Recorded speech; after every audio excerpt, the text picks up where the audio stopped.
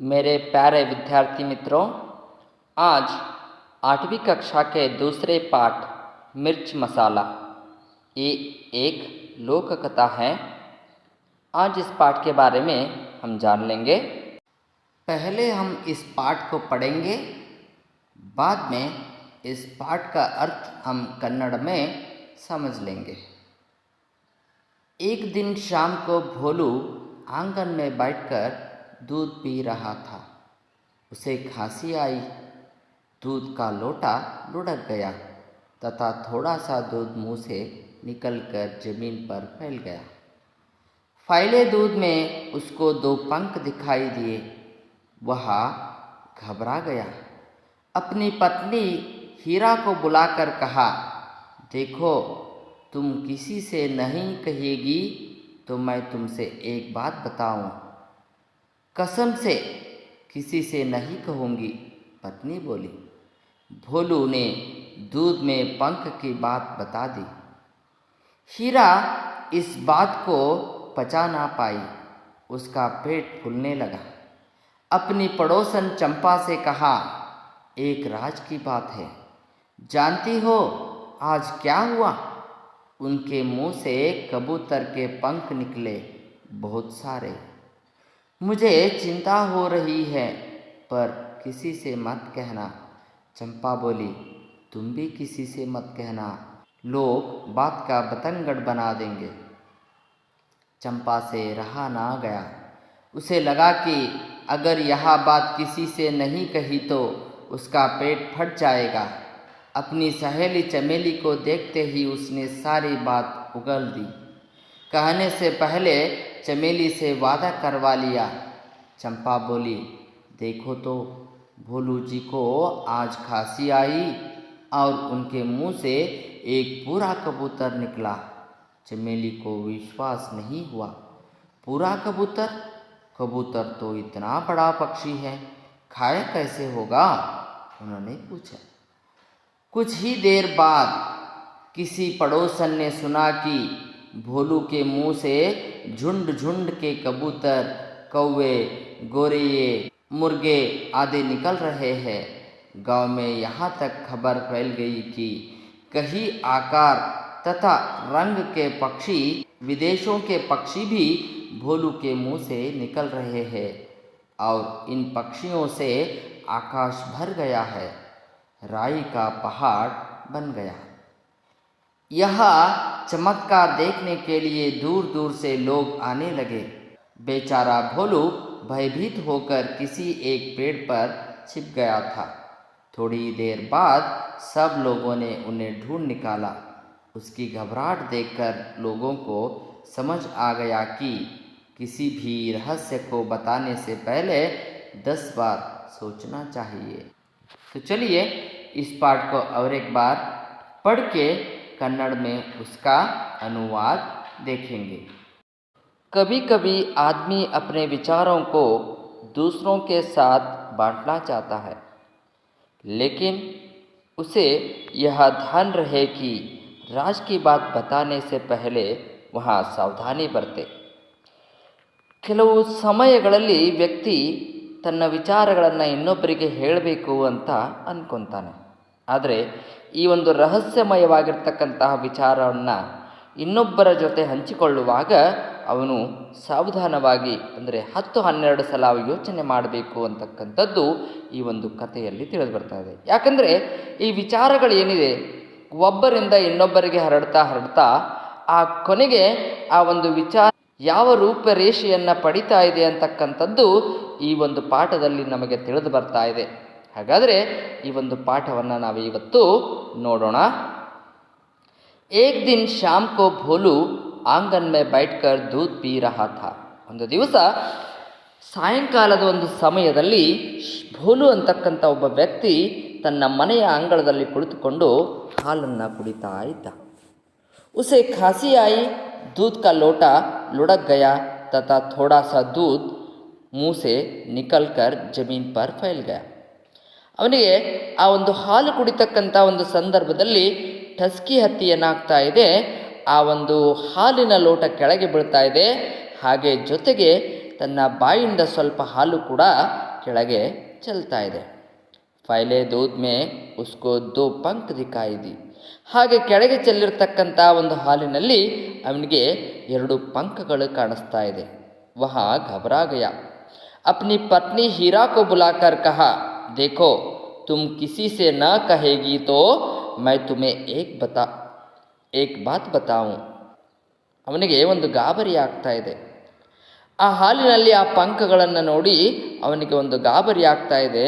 ತನ್ನ ಹೆಂಡತಿ ಹೀರಾಳನ್ನು ಕರೆದು ಹೇಳ್ತಾನೆ, ನೀನು ಯಾರಿಗೆ ಹೇಳೋದಿಲ್ಲ ಅಂದರೆ ನಿನಗೆ ಒಂದು ನಾನು ವಿಷಯವನ್ನು ಹೇಳ್ತೀನಿ, ನಿನಗೆ ಒಂದು ಮಾತನ್ನು ತಿಳಿಸ್ತೀನಿ ಅಂತ ಅವನು ಹೇಳ್ತಾನೆ. ಕಸಂಸೆ ಕಿಸಿ ಸೆ ನಹಿ ಕಹೂಂಗಿ, ಪತ್ನಿ ಬೋಲಿ. ಭೋಲುನೆ ದೂದ್ ಮೇ ಪಂಕ್ ಕಿ ಬಾತ್ ಬತಾ ದಿ. ಅವಳು ಒಂದು ಪ್ರಮಾಣವನ್ನು ಮಾಡ್ತಾಳೆ, ನಾನು ಯಾರಿಗೂ ಹೇಳೋದಿಲ್ಲ ಅಂತ ಪ್ರಮಾಣ ಮಾಡಿದಾಗ ಭೋಲು ಆ ಹಾಲಿನಲ್ಲಿ ನನಗೆ ಪಕ್ಷಿಯ ಪಂಖಗಳು ಕಂಡ್ತು ಅಂತ ಹೇಳ್ತಾ ಇದ್ದಾನೆ. ಹೀರಾ ಇಸ್ ಬಾತ್ ಕೋ ಪಚಾನಾ ಪಾಯಿ. ಅವಳು ಕೆಲವೊಬ್ಬರು ಸ್ವಭಾವನೇ ಹಾಗೆ ಇರ್ತಾ ಇದೆ, ಹೌದಾ? ತಮಗೆ ತಿಳಿದಿರ್ತಕ್ಕಂತಹ ವಿಷಯವನ್ನು ಇನ್ನೊಬ್ಬರಿಗೆ ತಿಳಿಸುವವರೆಗೂ ಸಮಾಧಾನ ಅನ್ನೋದೇ ಇರೋದಿಲ್ಲ. ಹಾಗೆ ಹೀರಾಗಿ ಕೂಡ ಆ ಒಂದು ತನ್ನ ಗಂಡ ತಿಳಿಸಿರ್ತಕ್ಕಂತಹ ಮಾತುಗಳು ಹೊಟ್ಟೆಯಲ್ಲಿ ಪಚನ ಆಗೋದಿಲ್ಲ, ಹಾಗೆ ಉಳ್ಕೊತಾ ಇದೆ. ಯಾರಿಗೆ ಹೇಳಬೇಕು ಅಂತ ಅನ್ಕೋತಿರ್ತಾಳೆ. ಉಸ್ಕಾ ಪೇಟ್ ಫುಲ್ನೆ ಲಗಾ. ಅಪ್ನಿ ಪಡೋಸನ್ ಚಂಪಾ ಸೆ ಕಹಾ, ಏಕ್ ರಾಜ್ ಕಿ ಬಾತ್ ಹೈ, जानती हो आज क्या हुआ? उनके मुंह से कबूतर के पंख निकले बहुत सारे. मुझे चिंता हो रही है, पर किसी से मत कहना. ಅವಳೇನು ಹೇಳ್ತಾಳೆ, ತನ್ನ ಒಂದು ಪಕ್ಕದ ಮನೆಯಲ್ಲಿರ್ತಕ್ಕಂತಹ ಚಂಪಾಗೆ ಹೇಳ್ತಾ ಇದ್ದಾಳೆ, ಒಂದು ರಹಸ್ಯದ ವಿಷಯ ಇದೆ, ನಿನಗೆ ಗೊತ್ತಾ ಇವತ್ತು ಏನಾಯಿತು? ನಮ್ಮವರ ಬಾಯಿಯಿಂದ ಪಾರಿವಾಳದ ಪಂಕಗಳು ಬಂದವು, ಅದು ಬಹಳಷ್ಟು ಪಂಕಗಳು ಬಂದವು. ನೋಡಿ, ಅವನು ನೋಡಿದ್ದು ಕೇವಲ 2 ಪಂಕಗಳು, ಹೌದಾ? ಆದರೆ ಅವನ ಹೆಂಡತಿ ಬಾಯಿಂದನೇ ಅದು ಏನಾಯಿತು, ಬದಲಾವಣೆ ಆಯಿತು. ಏನಂತ ಬದಲಾವಣೆ ಆಯಿತು? ಬಹಳಷ್ಟು ಪಂಕಗಳು ನಮ್ಮವರ ಬಾಯಿಂದ ಬಂತು ಅಂತ ಹೇಳ್ತಾ ಇದ್ದಾಳೆ. ಮುझे ಚಿಂತಾ ಹೋ ರಹಿ ಹೈ, ಪರ್ ಕಿಸಿ ಸೆ ಮತ್ ಕಹನಾ. ಚಂಪಾ ಬೋಲಿ, ತುಮ್ ಭಿ ಕಿಸಿ ಸೆ ಮತ್ ಕಹನಾ, ಲೋಗ್ ಬಾತ್ ಕೋ ಪತಂಗಡ್ ಬನಾ ದೇಂಗೆ. ಆಗ ಏನು ಹೇಳ್ತಾ ಇದ್ದಾಳೆ ಅವಳು, ನನಗೆ ಬಹಳಷ್ಟು ಚಿಂತೆಯಾಗ್ತಾ ಇದೆ, ಅವರ ಬಾಯಿಯಿಂದ ಬಹಳಷ್ಟು ಪಂಕಗಳು ಬಂತು, ಪಾರಿವಾಳದ ಬಹಳಷ್ಟು ಪಂಕಗಳು ಬಂತು, ಇದರಿಂದ ನನಗೆ ಬಹಳಷ್ಟು ಚಿಂತೆ ಆಗ್ತಾ ಇದೆ. ಆದರೆ ನೀನು ಈ ಒಂದು ಮಾತನ್ನು ಯಾರಿಗೂ ಕೂಡ ಹೇಳಬೇಡ ಅಂತ ಹೇಳಿದಾಗ ಚಂಪಾ ಕೂಡ ಹೇಳ್ತಾ ಇದ್ದಾಳೆ, ನೀನು ಯಾರಿಗೂ ಹೇಳಬೇಡ, ಯಾಕಂದರೆ ಜನ ಇದನ್ನು ಏನು ಮಾಡ್ತಾರೆ, ದೊಡ್ಡದನ್ನಾಗಿ ಮಾಡಿಬಿಡ್ತಾರೆ, ನೀನು ಯಾರಿಗೂ ಹೇಳಬೇಡ ಅಂತ ಅವಳು ಕೂಡ ಹೇಳ್ತಾ ಇದ್ದಾಳೆ. ಚಂಪಾ ಸೆ ರಹಾ ನಾ ಗಯಾ, ಉಸೆ ಲಗಾ ಕಿ ಅಗರ್ ಯಹಾ ಬಾತ್ ಕಿಸಿ ಸೆ ನಹಿ ಕಹಿ ತೋ ಉಸ್ಕಾ ಪೇಟ್ ಫಟ್ ಜಾಯೇಗಾ. ಚಂಪಾಗೆ ಅದನ್ನು ತಡೆದುಕೊಳ್ತಕ್ಕಂಥದ್ದು ಆಗಲಿಲ್ಲ. ಯಾರಿಗೆ ಹೇಳಬೇಕು, ಇದನ್ನು ಯಾರಿಗಾದರೂ ಹೇಳಬೇಕಲ್ಲ, ಇದನ್ನು ಹೇಳದೆ ಬಿಟ್ಟರೆ ನನ್ನ ಹೊಟ್ಟೆ ಒಡೆದೋಗುತ್ತೆ ಅಂತಕ್ಕಂಥ ಥರ ಅವಳಿಗೆ ಅನ್ನಿಸ್ತಾ ಇದೆ. ಆಗ ಅವಳು ಏನು ಮಾಡ್ತಾ ಇದ್ದಾಳೆ, ಅಪ್ನಿ ಸಹೇಲಿ ಚಮೇಲಿ ಕೋ ದೇಖ್ತೆ ಹಿ ಉಸ್ನೆ ಸಾರಿ ಬಾತ್ ಉಗಲ್ ದಿ. ತನ್ನ ಸ್ನೇಹಿತಿಯಾಗಿರ್ತಕ್ಕಂತಹ ಚಮೇಲಿಯನ್ನು ನೋಡಿದ ತಕ್ಷಣ ಅವಳು ಏನು ಮಾಡ್ತಾ ಇದ್ದಾಳೆ, ತಾನು ಕೇಳಿಸ್ಕೊಂಡಿರ್ತಕ್ಕಂತಹ ಆ ಎಲ್ಲ ವಿಷಯಗಳನ್ನು ಅವಳ ಎದುರು ಹೇಳಿಬಿಡ್ತಾ ಇದ್ದಾಳೆ. कहने से पहले ಚಮೇಲಿ ಸೆ ವಾದಾ ಕರ್ವಾ ಲಿಯಾ. ಆದರೆ ಆ ಮಾತನ್ನು ಹೇಳೋದಕ್ಕಿಂತ ಮುಂಚಿತವಾಗಿ ಅವಳು ಚಮೇಲಿಯಿಂದ ವಚನವನ್ನು ತೆಗೆದುಕೊಂಡು ಅದನ್ನು ಹೇಳ್ತಾ ಇದ್ದಾಳೆ.